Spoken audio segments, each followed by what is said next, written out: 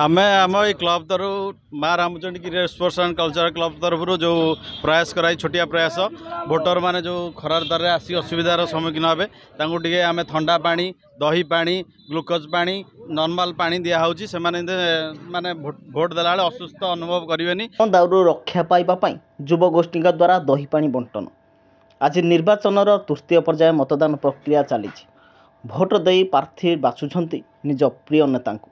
खोर्धा जिला बोलगड़ ब्लॉक अंतर्गत कोदोबेरणी ठारे देखा मिलता एक नियारा दृश्य। ग्रीष्म दाउरू रक्षा पाइबा माँ रामचंडी क्रीड़ा और सांस्कृतिक क्लब तरफ भोट दे आसुता समस्त नागरिक सहित एवं यात्री मानक पई क्लब तरफ दही बंटन करा जायथिला।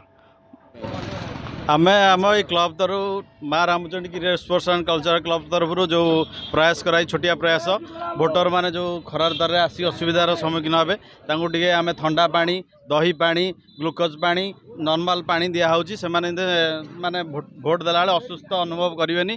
खरार दर आम पिला माने बहुत सहयोग खरार दर आम क्लब तरफ गोटे मीटिंग कराई भोटर माने शांति शुगला भोटर देवे और ठीक भाई भोट दे पारे। खरार दर जो आसुँच देह जमी असुस्थ न हो से ट्रिटमेंट आम क्लब तरफ पिला तैयार होती आम छोटिया प्रयास जदि आम त्रुटि थी किसी आमको क्षमा करेंगे।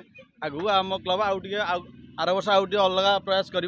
तपन गौर साहू मो ना तपन गौर साहू मुझे बर्तमान नरसिंहपुर जाऊँ खोर्धा ये कार्य कर आपन बहुत धन्यवाद।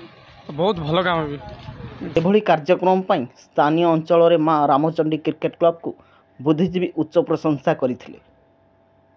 कोदोबेरणी गंगाधर साहू रिपोर्ट खबर हब ओडिशा।